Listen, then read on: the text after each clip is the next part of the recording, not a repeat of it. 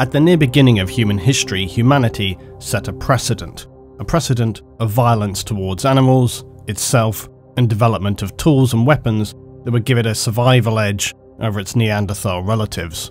Before humanity developed blades, spears, and projectile-like arrows, the most simple and basic means of killing was devised: throwing.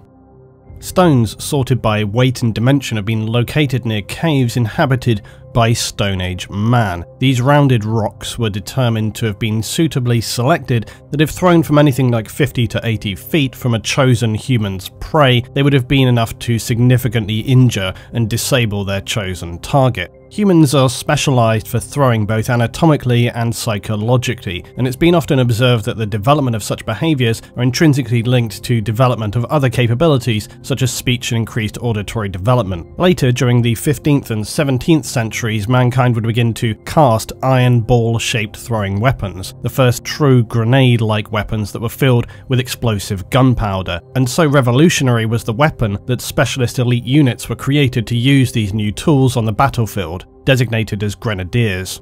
By the 20th century, grenades were still primitive, often being somewhat improvised using metal cans filled with gunpowder and then other material to create shrapnel. And the wars of the early and mid-20th century would see the biggest advancements in grenade design, first with the Mills bomb and later the stick-style grenades and Mark II grenades, the arguably first true frag grenade.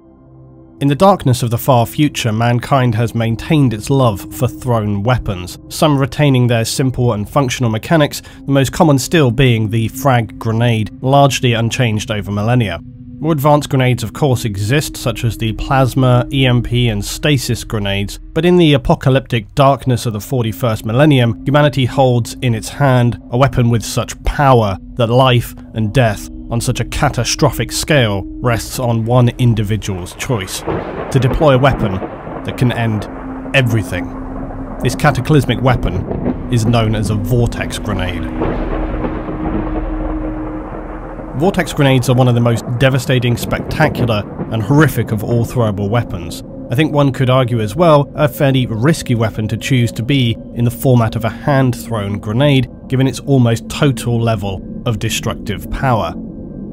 They are an exceedingly rare and almost exclusively deadly weapon that unsurprisingly originates from not recent days for humanity, but instead is said to have been developed in the lost and clouded times of humanity's dark age of technology. A time when mankind had a far more advanced understanding and creative approach to science and technology, when mankind was not afraid to experiment and create weapons that far exceeded the power of much that is available in the 41st millennium. A very significant amount of which is now likely lost forever to the darkness of history, with few prospects ever to be rediscovered, unless humanity achieves its singularly greatest ambition and locates the holy grail of technology, an intact STC, that is a standard template construct, which would instantly gift mankind once again all of its prior knowledge and technology that has now been lost for many millennia.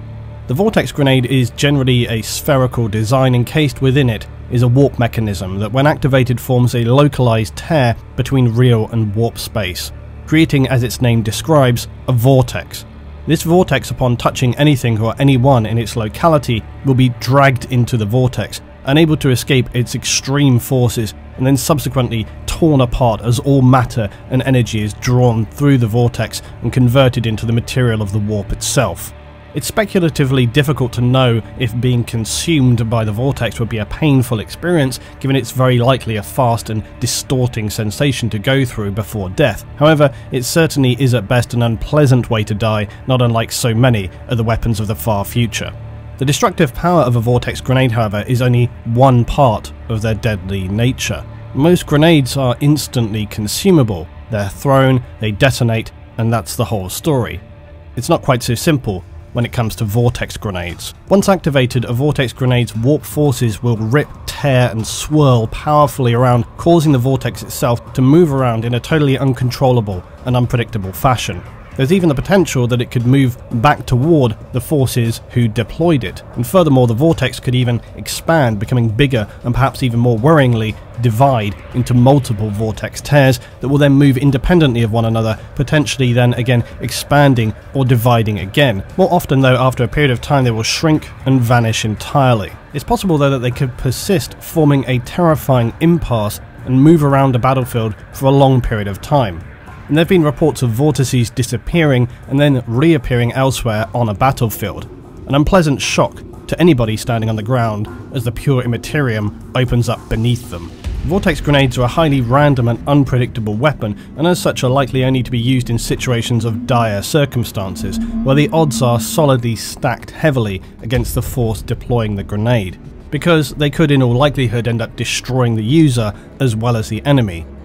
With all this in mind, vortex grenades are by no means a weapon that should be activated lightly. There have been in the past some attempts to counter the devastating power of vortex grenades, such as the vehicle-based vortex detonator. And this would instantly cause a vortex grenade, if being activated for throwing, to detonate in the hand of the user, a costly miscalculation to make. But for likely the betterment of all concerned, they are a highly difficult grenade to produce, and only the techs of the Adeptus Mechanicus produce them. And because of their extreme power, they'll only then usually be distributed to elite forces such as Inquisitors, Assassins, Senior Space Marine Commanders, and Imperial agents of similar ranking, or to those with missions of a significantly critical and hazardous designation. In its purest and most simple terms, when you think about the act itself, there's perhaps a little better analogy for mankind than hurling a blunt sphere of destruction at your intended enemy. And beyond the physical act itself, containing such energy, emotion, visual symbolism is best expressed with the sheer aggressive apathy that mankind often exemplifies when facing nightmarish horrors.